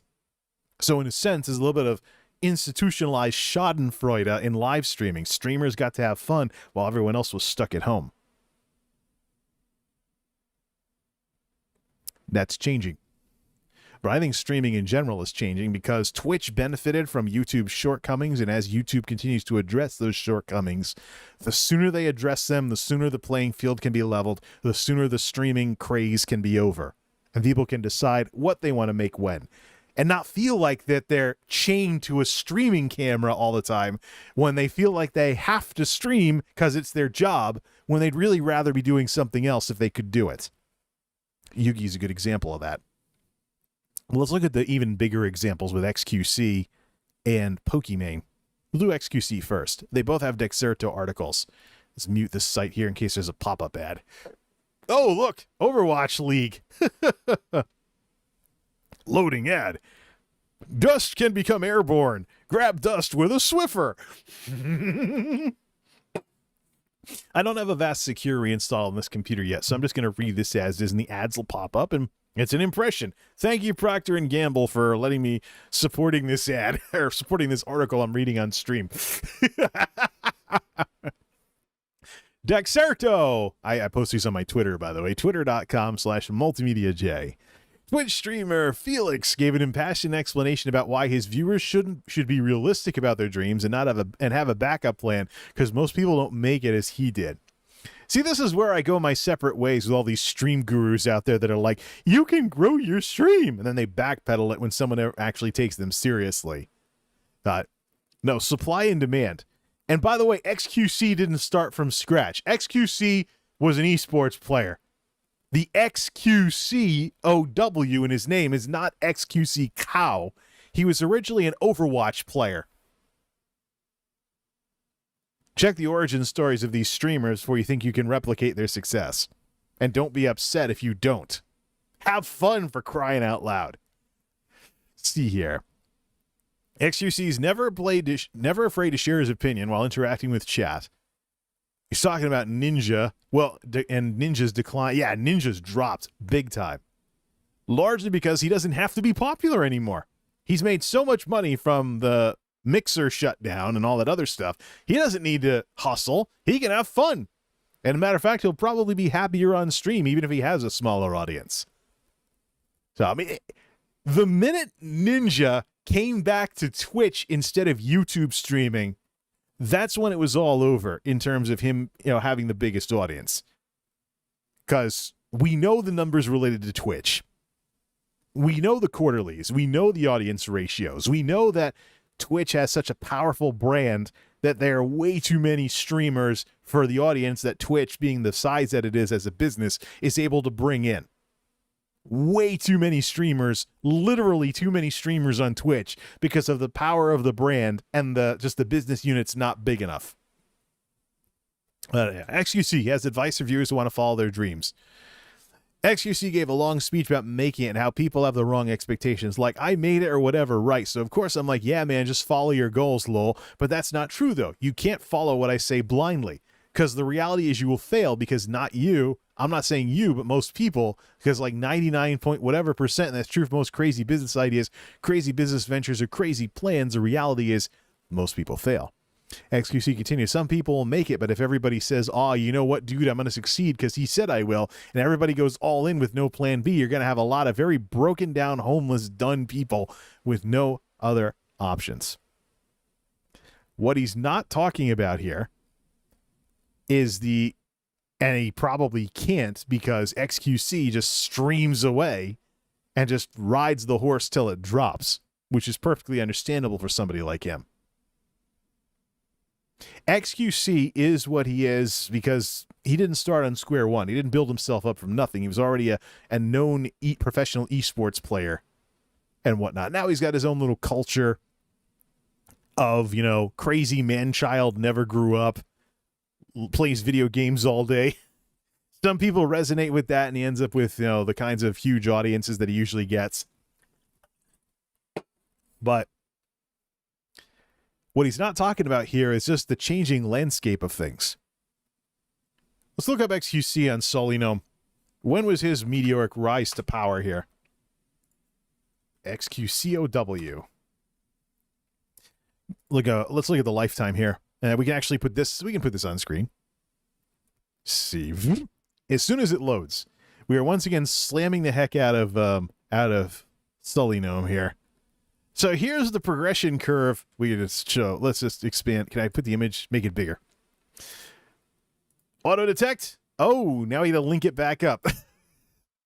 Well, I've got everything 5S named this time, so I'm not looking at specific browsers here. I'm only doing just web browsers. Here's XQC. Here's XQC growing into what he is. When were the big boosts with XQC here? Well, get my pointer back here. So 2017. So gradually, and then boom. This guy, well, this is all relative because he was a 5-digit streamer on a regular basis in that wonderful growth period of the late 20. This is it. This is him grinding. This is him being able to grind because of when he got in on the action. So let's go back to 20. Here's his Twitch affiliate days in the mid 2010s. Hard to believe XQC could have ever had 9 average viewers one stream. And then during that growth period, around the time of the adpocalypse, when Twitch was growing while YouTube floundered, he started becoming something. And I don't know when he got out of esports either, but he was already known. So, when the time was right, he would have eventually just gotten what he wanted here. But he works his way up into 5-digit territory. This is showing up, right? Yeah, I'm seeing it in OBS here. And now, here come the lockdowns. Up he goes. He's got the most to gain from the bubble. It seems to have burst though, and now he's around did he ever play Final Fantasy? Let's actually let's collapse the image here. There. What's his game split? Can't do that for 300. Can't do that lifetime. We got to do 180 days. Load XQC in here. So 180. How about 365 days? Because we know he had a huge pandemic boost here. Game follower times. He's played so many darn games that his chart is psychedelic. Subnautica, Blackjack. Yeah, he's all over the place. He's a personality, basically. Expand that image. Ooh, trippy. So, how'd we end up on this tangent? Hey, last chat stream before the hurricane. People are coming in and wishing me well. Thanks, Mike, for stopping by. Well, yeah, so XQC benefited largely from the lockdowns, but number one, he was already here. He probably has a Wikipedia entry for him. Wikipedia. When did he get out of esports? So, he played in the Overwatch World Cup for Team Canada in 2017, 18, and 19. So after he gets out of esports, he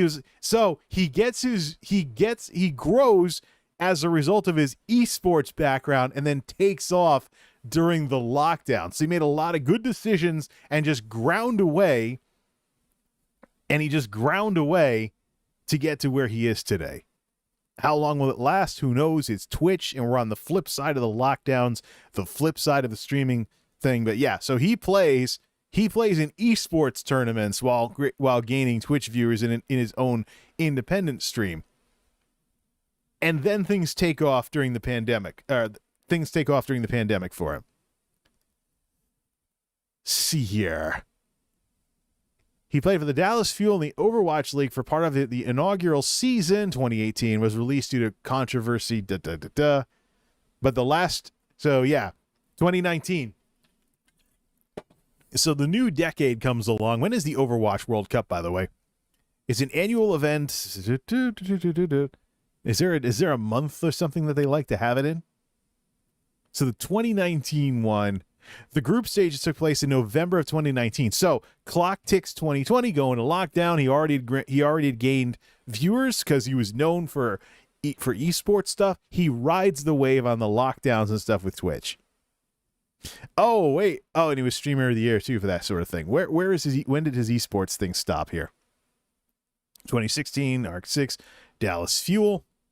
2017, 2019 for Gladiators Legion, etc.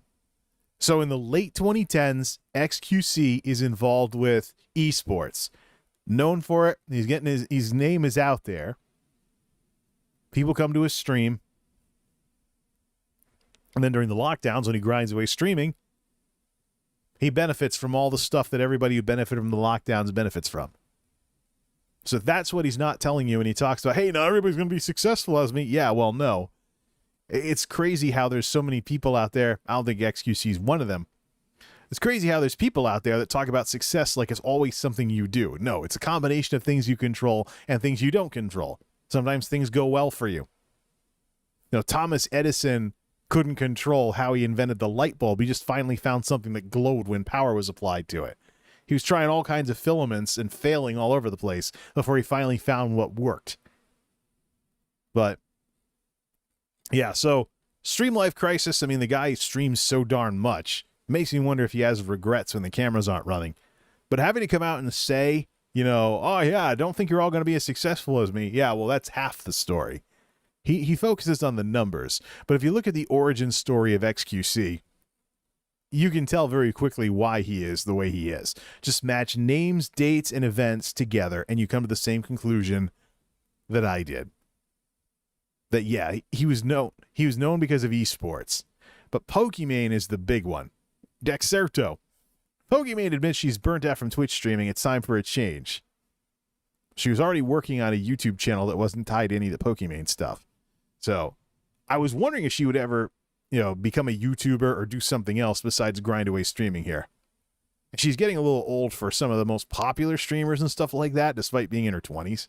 So, and of course, she's had her various controversies over the years and stuff along those lines. But let's see here. She wants to take on projects that she wants to do. She's officially burnt out, unlike any other way I've been burnt out in the past. Yeah, Stream Life Crisis. I mean, you get to a point where there's nothing left to go for, or you hit the plateau on a platform like Twitch. How else are you going to feel? So I find myself doing so many things I'm not excited about. It's just a shoulder. Bleep, bleep, shoulder. I always feel like shoulder. No, not shoulder, shoulder.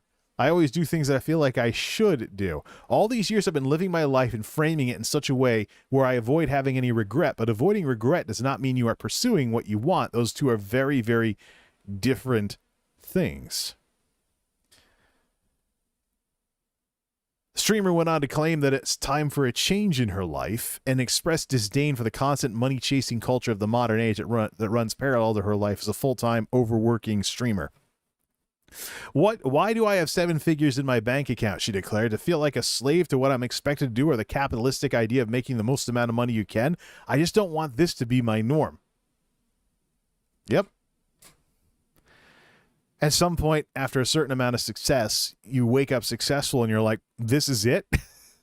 The classic irony of making it with something. You see this with Hollywood celebrities too. They get rich, they make money, they get to the point where they don't have to worry about money anymore, and then they seem more miserable than when they were getting there. Probably because there's some depressions out there that are like that, like postpartum depression, for example.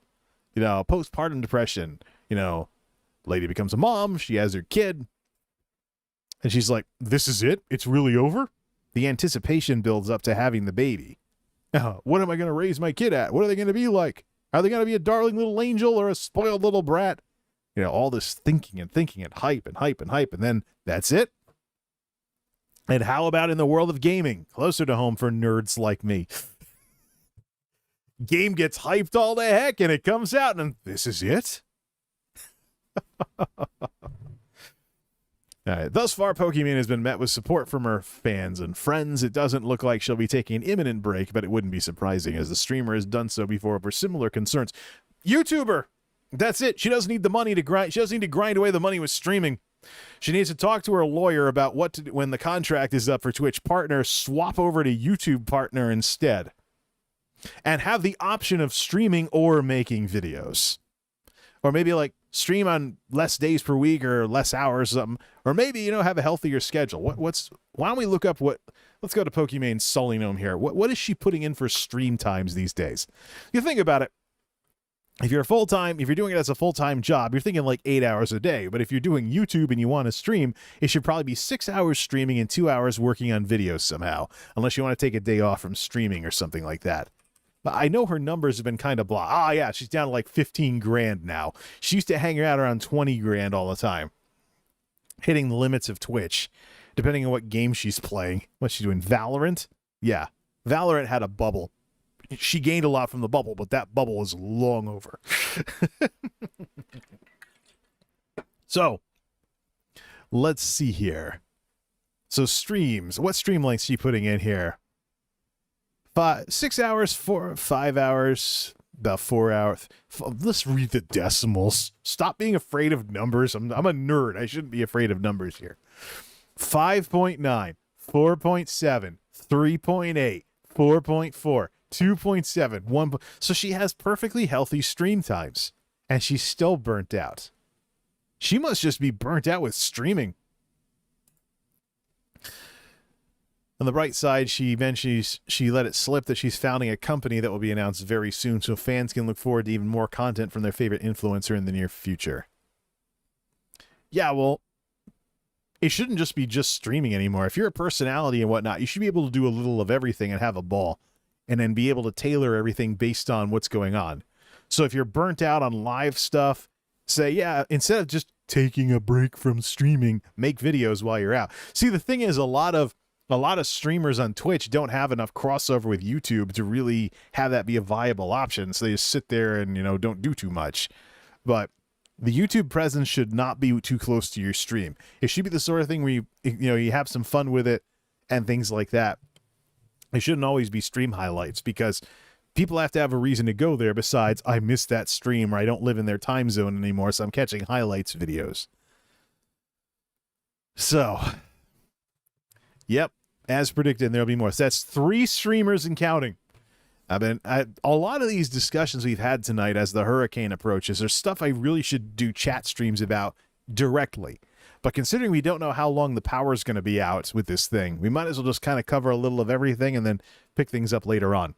Let's talk about what's next, as we call it, with this little discussion here, and prepare for the game stream later tonight where I fiddle around in ESO. So, we can close Twitter now. We've caught up on everything. So here's the plan. Assuming that things don't totally fall apart for me because the house gets flattened or something, or other bad stuff that can happen during the hurricane. Whenever this all is over with, power outages, whatever damage is done to the property, etc., I might have to move if, say, something really, really bad happens. So when this hurricane stuff is over with, we'll come back to the next project with the computers, as well as game streaming and ESO. I did do some Final Fantasy stuff, so it'll be Final Fantasy over on Twitch. We're playing the Pixel remasters.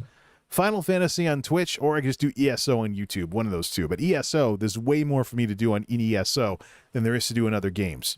On the tech side of things, got some videos I've been wanting to make, which are now getting delayed because of the hurricane. The quicker ones, like the Quicko flicks, I might sneak in before the power gets knocked out. But this discussion is going to be in the #1 parking spot for a bit when it comes to streams. I don't know. Do I really want to do this for the whole channel? That's extra clicks. I think I should just leave it as like streams and on Twitter. Leave this in the #1 parking spot for a bit so people can know what's going on. And it'll be the most current stream anyways, for second most current stream after the game stream. But when it comes to chat streams and things like that, this will be in the #1 spot for a bit. So yeah, recovered the computer from the Windows reset and losing some extra important data, which crippled my ability to do anything. So we got this working right in time for the power to get knocked out by this hurricane. So when we come back from this, there'll be a lot of things going on as usual. The 9-to-5ers with the job and everything is going to get wild for the month of all the way through mid-September. Then we'll see if things die down afterwards, or if I'm not somewhere else by then. We also have to see what the Delta variant does to everything. My prediction with Delta, we can probably put that on the screen too. Let's go to COVID Act now. Actually, no. Let's go to, do I have access to it? See. CDC that's not going to work. Community transmission is not going to work for this sort of thing.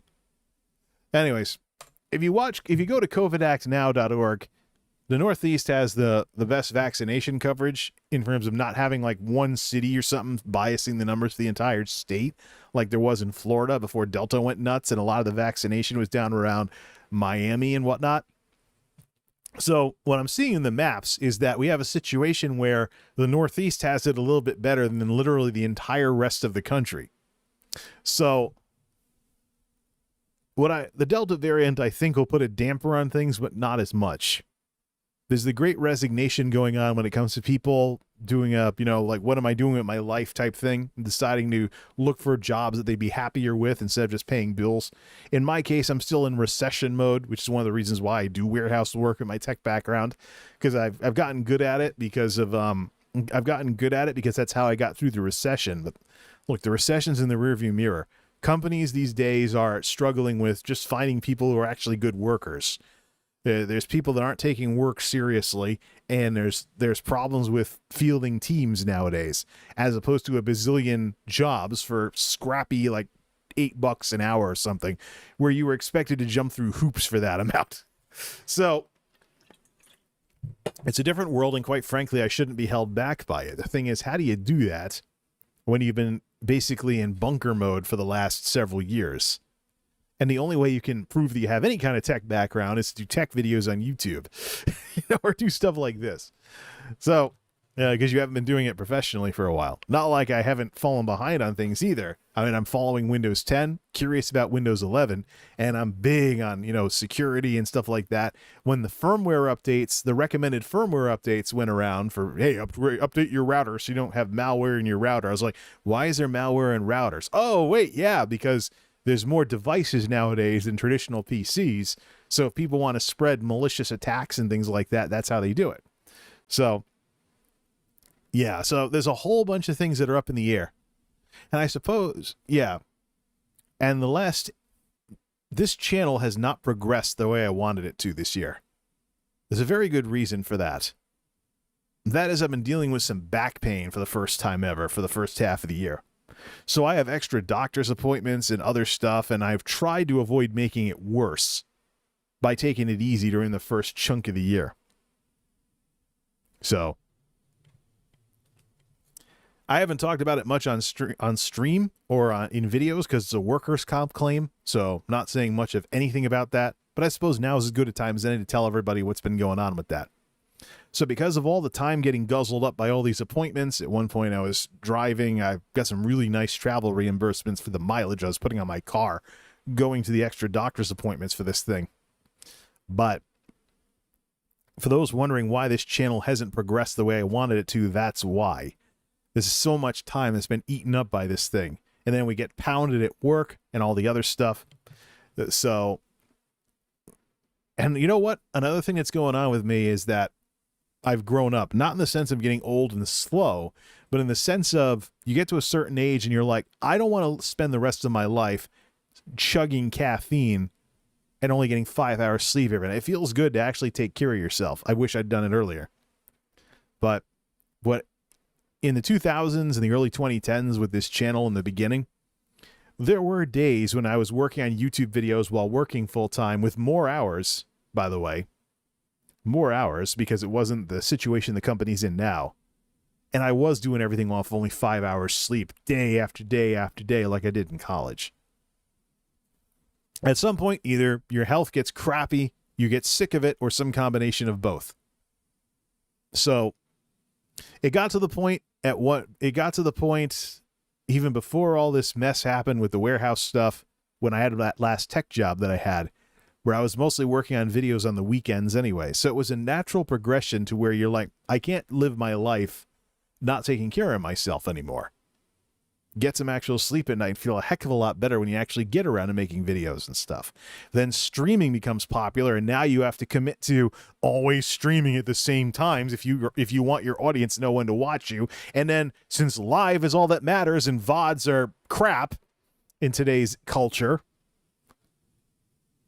what happens if you're streaming at the same time someone more popular is streaming? There's something good on TV, blah, blah, blah. And then the other thing, by the way, Stream Life Crisis, that we got to talk about here. Traditional media is getting into streaming. We talked about this before. All these $5 a month streaming services. So for the cost of a Twitch subscription, you get an entire channel or an entire group of IPs like Discovery Plus, Paramount Plus, all the Plus services, Disney Plus, etc. How does that even compare at the $5 price point versus Joey's streams of Call of Duty or whatever? Yeah. So, near term, going to just process this, get it viewable and stuff like that, make sure this chat stream's viewable, have something to eat because I got to get rid of all the stuff in the freezer before the power goes out. So we're going to eat very, very well this weekend and have plenty of chicken and vegetables to use up all the stuff in the freezer from before I knew that the hurricane was actually coming over here. And we'll see what we get for power outages. I'm not as far out in the woods as I used to be. So, matter of fact, with Tropical Storm Isaiah, it was a one-day power outage for me, whereas numerous folks I know lost it for a week, and that's why the state attorney general went after Eversource and the utilities for like, hey, you didn't get the power back on fast enough.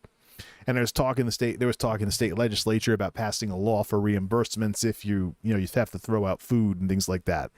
But I have non-perishables the same as I did for Irene, where we had the week-long power outage. We had a couple days. We have a couple-day power outage with Sandy too. So, and why don't we check the track of this thing? I don't have a direct link to it on this streaming login, but let me just look at the National Hurricane Center here. Hey, people are showing up. Thank you everyone for your well wishes. By the way, I live in a part of town where I'm on the same circuit as some essential services that'll get power back faster, but I grew up way out in the woods where, a squirrel could walk into a substation and you lose power for 6 hours. Something like that. So, National Hurricane Center. The track, we've been streaming for a while here. So what's the latest track on Hurricane Henri? Ha ha ha ha. Yeah, I know it's Henri, but everybody where I'm at is going to be calling it Henri just because it looks like Henri, even though there's never really been a Hurricane Henri. Yeah, it's going in the direction of Sandy now. It's shifting westward towards a landfall closer to New York. So that's even worse for Connecticut because now we're talking about the wind side of the storm blowing down trees all over the place instead of it being a drench fest of flooding and rain. So we're picking our poison with this darn thing. Yeah. Direct hit on Long Island, swinging to the west now, which means the wind part of the storm tears everything up. Weakening to tropical, probably weakening to, oh no, here we go again. OBS to screen number 2, browser mode, link it up. Here's the latest static cone image for Google Chrome. Yeah. Here we go, Sandy all over again, except not as much of a hit on New Jersey. Yeah, here it is. Yep. Swing to the, give me my pointer back. Little swing to the west. Direct hit to Long Island. The previous guidance had it direct hit to Connecticut. Direct hit to Long Island, bumps into New York City, and then turns around and gets taken out by the low. Which means most of Connecticut is on the right side of the storm where all the wind is. That's bad. Sandy 2.0, indeed. Yeah, but Sandy kind of crashed into New Jersey and did one of these. But, yeah. Darn it. No. Well, the thing is, the reason I'm saying what I'm saying is because there were some serious floods. There have been some serious floods in this town before, but I know from some really old people that have lived in this house before, and then I found out later that they did, that this house survived those floods. So it's on a small hill to begin with, so that's good. But there were some pretty infamous floods that this house survived. So, I mean, a drenchy rain event is something I could deal with better than a wind event that blows down all the trees, and then Eversource takes a while to come out to the woods, and the rest is history. Oh, man. Yeah. It also doesn't help that there have been infrastructure changes as well. So Eversource has been working on trying to reinforce the electrical grid. There are all kinds of things here with there were all kinds of things they've been installing, and they've been trimming trees more and things like that. But the flip side of this is that the number of substations has been streamlined. So we might have I guess it depends on the transmission lines at this point, just how long we lose the lights for. But yeah, there we go. Crash into New York now. Used to be a direct hit to Connecticut, but now things just going more and more west, turning more and more into a giant shepherd's crook type path here. New Haven. So I'm sure the coastline, I'm sure down on the coast there's a lot of other things, but I'm in the woods, so I'm sure down on the coast they're already boarding up windows and stuff like that. But I'm talking the interior woods here, so it's not going to be. It shouldn't be a flood thing for me. If it is, I'm curious how it becomes a flood thing. So, but right. Well, I don't think the facility is going to be operating on Sunday night. Probably not even Monday night either.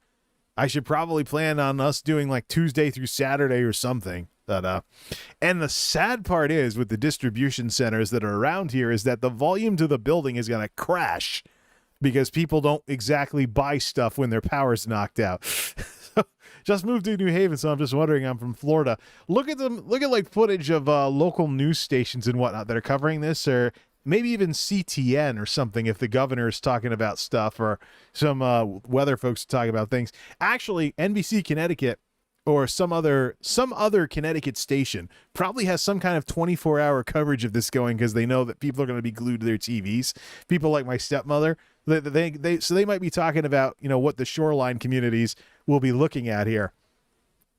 But I'm just a guy doing nerd geek stuff here I remember Hurricane Bob, because I was a little kid when that happened, and it was so annoying being a kid who played a lot of video games and stuff, and now the lights are out for 2 weeks because I was further out in the woods when I was growing up.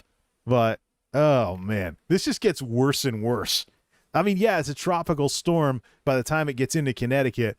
Well, it hits, by the time it starts moving around in Connecticut, but you're talking about a Sandy here. You're talking about something that's going to slow down when it gets in here with all the rain and the wind. What's his timetable? So everything, it's getting bumped up too. So up it goes. Yeah. This is 8 a.m. Sunday. So it's already going to start getting windy by the time I'm waking up on Sunday, because I'm night shift. So I get up Sunday lunchtime or so. All right. We'll blow out all the chicken and vegetables, leave that last skillet meal, and then see how long the power gets knocked out. So I'm throwing out one skillet meal at most from the freezer. And when the lights go out, I move over to peanut butter sandwiches and crackers. For caffeine, Diet Pepsi, even if I'm drinking it warm. And for non-caffeine, cans of seltzer. Haven't drank anything out of cans in a very long time. So the thing is, though, it depends on whether or not the waterworks loses power. So we have gas service here. I'm not totally out in the woods on a well or anything, so it depends on if the whole town gets blacked out. I wonder what happens, because the last time when we had a power outage during Storm Isaiah, I actually was able to keep taking showers because the water was still hot in the hot water heater. So during that, there was still gas service and there was still water service. And I was like, running water when the power's out. Holy crap. It's just cold water when the water heater runs out of hot water. So I was like, holy crap, what luxury is this? I'm never living that far out in the woods ever again.